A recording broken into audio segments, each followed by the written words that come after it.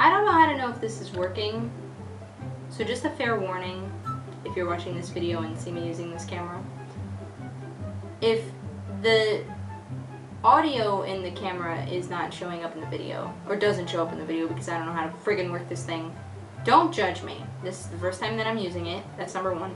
Number two, if anybody knows how the frick I can do this, please help a girl out. I don't know how to know if this is working or not, but we're just gonna get started. Hello family, friends, and whoever else is going to be watching this video, welcome back to my channel. And today we are going to be talking about what it's like to work in retail. If you A, don't work in retail, or B, have never worked in retail, God bless you. You're God's favorite. Just point blank period. You're doing great. It takes a special kind of person to be able to work in retail. I've worked in retail for 2 years now, and the amount of patience that I feel like I have actually lost from working in retail is just astronomical. You have to have patience, you have to have people skills, you have to have like negotiating skills. You either have to like people or you have to be good at pretending that you like people. You gotta be a whole lot of things, and it just takes a lot out of you.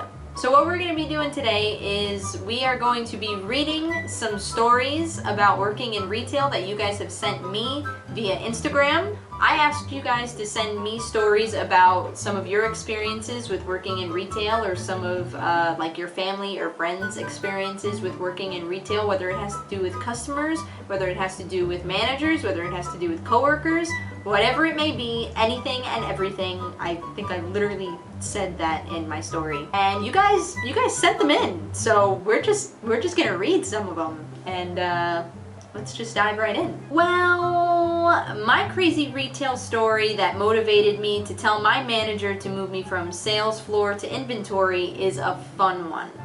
I'll never forget the day I asked an unsupervised little kid not to play with the belt rack. I mean, what's wrong with a kid playing doggy and dragging a rolling rack around the floor? He's running around like he's playing tackle football while holding onto a belt that magically never came off the rolling rack. Voice from beyond, "Don't touch my kid!" Voice from right here, then can you tell him the rack is not a toy? She talked a whole mess while I remembered I'm a Christian. Same night, move me to inventory before I need bail money. I could only work retail for 6 months. God bless you. See, it's not just me. You need God's blessings to be able to work in retail. Bonus story that happened to a girl I know. She worked at H&M where sales floor areas are assigned. Apparently, you can't leave your assigned area. Customer: "Excuse me, where is such and such item?" Friend: "You can find that right over there." Customer: "Can you show me where?" Friend: "Just walk right over there and someone can help you." Customer: "Oh, you're not gonna help me, bitch?" Friend: I can't leave my section." Customer: "Spits in her face." Fight breaks out. End scene. Retail ain't no joke. If a customer ever spat in my face, I mean, not only because there's a friggin' panini going on, but just in general, like if someone spits in my face, see, like I like my job, I don't know if I would be able to control myself if that happened. So like I'm gonna lose my job. If someone spits in my face, I'm gonna strangle somebody with an HDMI cord. So a story that I could think of was at one of my jobs they hired my best friend for seasonal position. Let's just say no one liked him, manager-wise, and basically the boss decided way ahead of time that he wasn't staying. It was weird because he was picking up shifts and doing the best that he can with what he was working with. At Black Friday, we all closed, and it was a couple of us and the boss, and we were all talking, and somehow money came up, and my best friend explains how this job is a really big help, and how he's grateful, and how he commutes, which wastes money, but he doesn't care because he wants to work.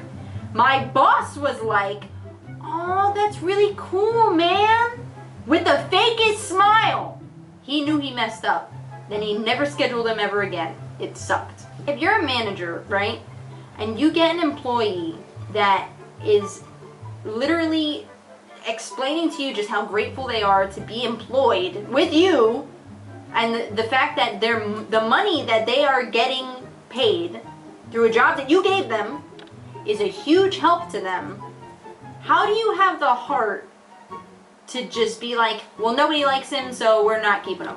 Unless he did something like extremely messed up, or he was slacking off at the job, like, you know, breaking rules or just not doing anything at all, like not a good worker, you keep that employee. Just because you don't vibe with someone doesn't mean that you can fire them. Like, on what grounds? Maybe I don't know how that kind of stuff works. You know, I'm not a manager, I'm just a measly part-time employee.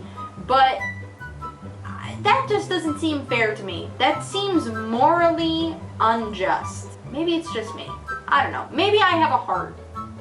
Or maybe I have too much of a heart. I don't know. I'm just saying. We're moving on to the next story. Oh, I have a story. I was working in an art store and this guy comes in with a water damaged framed print. He said his basement flooded and wanted a free replacement.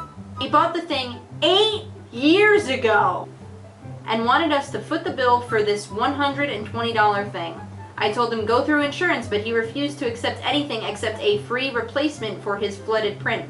I said nope, and he yelled out as he was leaving, "Watch your wallet here!" Like, can you get some type of protection plan? Like, I'm thinking like I'm at Best Buy. Do you get some type of protection plan when you buy art? Is there such a thing as a art replacement plan that can last you up to 8 years? I mean, art is very, like, one and done in my mind. Like, somebody painted that, unless you buy like a reprint of it. Like, we're moving on to the next story. I have no idea. I am confusing! America, explain! Only at Tilly's. This happened like 3 days ago. This dude came into our store and he looked type rough. He then proceeded to go to every single associate and customer and attempted to sell weed and lean. If I sold weed, I'd go into a Tilly's too and try to sell somebody some weed. Just kidding, no. But what I'm trying to say is that seems like a pretty, you know, guaranteed crowd to be able to sell some weed. I don't know about lean. Maybe. Who knows? I don't know. So I've decided I am going to share a story of my own. Like I said, I've worked retail for 2 years. I work at Best Buy. I work in the computer department, which I don't know what that says about me, but to be honest with you, I'm not very tech savvy at all. Like I said, I have no idea if this freaking microphone is even picking up my voice at all, so we're just gonna have to see what happens with that. But this story begins on a Friday morning. It is 10:01. The store opens at 10, and I see this woman just stomping over to me, and I'm like, it's 10:01. What does this woman possibly have to be upset about for her to be stomping over to me at 10:01 a.m.? So she comes over and she's like, hello. And I'm like, hi, how can I help you? And she goes, my Fitbit that I bought 2 months ago is just not working. And I say, okay, well, what is the problem with it? Like, what's the issue that you're having?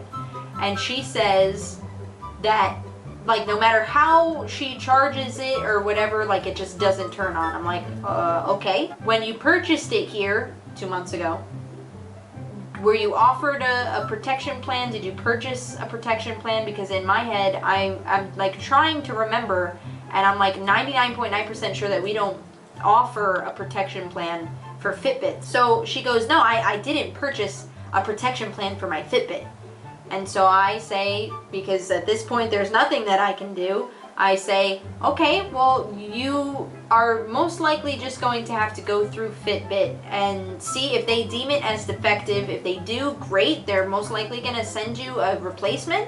And if not, then you're probably going to have to purchase a new Fitbit. And she said, well, I didn't buy it from Fitbit, I bought it from here. And I said, okay, right, I get that. However, we didn't manufacture this Fitbit. The company Fitbit manufactured your Fitbit. So, in order for you to get anything done productively here, you're gonna have to go through the company that made the product that you purchased. She is irate and upset. She's like, well, I bought it from here. I didn't buy it from Fitbit. Like, what if they don't replace the item? Like, what if they don't do anything for me? And I tell her, well, if they don't do anything for you, you're gonna have to buy a new Fitbit. She said, I'm not buying a new Fitbit. This thing cost me $200. And I'm thinking, $200 for a Fitbit? Ma'am, why would you spend that much on a Fitbit? I tell her those are the only options that she really has. There's nothing that I can do for her. She can go to Geek Squad and see if they'll service it, or just see if they said the same exact thing that I just told her. So I said, if you don't want to take my word for it, go through Geek Squad. She's like, well, I'm not going to Geek Squad because you already told me that they're not going to service it. And I said, exactly, they're not going to service it. But you're not listening to what I'm telling you when I tell you that they're not going to service it, so that's your only real option. She's just, she's like, okay, you know what, forget it, I'm done, I'm just gonna leave. And I said, okay, you can leave. Like, I'm sorry, I apologized. I said, I'm sorry, miss, I'm sorry that there's nothing else that I could do for you today. And then she said, oh, you're not sorry, you're just pulling that out of your ass, like, you could care less, right? And I make eye contact with a customer that's behind her, and the customer is like standing there like that, and I'm just standing there like, I gave her a genuine apology. She's not taking it. I don't know what else to do. So then she storms off, and I go to help the customer that I made eye contact with, and I hear the Fitbit woman yelling at Geek Squad, probably because they told her the same exact thing that I told her. I had to go past Geek Squad to customer service to be able to get something for the customer that I was helping, and I see the woman just storming off. The same exact way that she stormed up to me at the register is the same exact way that she stormed out of the store. And so I looked at one of my managers who just happened to pop up right next to me, and I was like, it's a great Friday morning, isn't it? And he said, yup, it's only 10:20 a.m. and we're already having multiple people getting yelled at. And I was like, yup, sounds about friggin' right to me. If you guys could go ahead and give this video a like and subscribe to my channel. I'm almost at 50 subscribers at the time that I'm making this video. So if we could get to 50 subscribers, that's amazing. And then next step is 100, and I think that that's pretty amazing too. Just go ahead, like, subscribe, leave a comment down below on any other ideas that you would like to see me do on this channel. And I will see you guys whenever I decide to post a new video.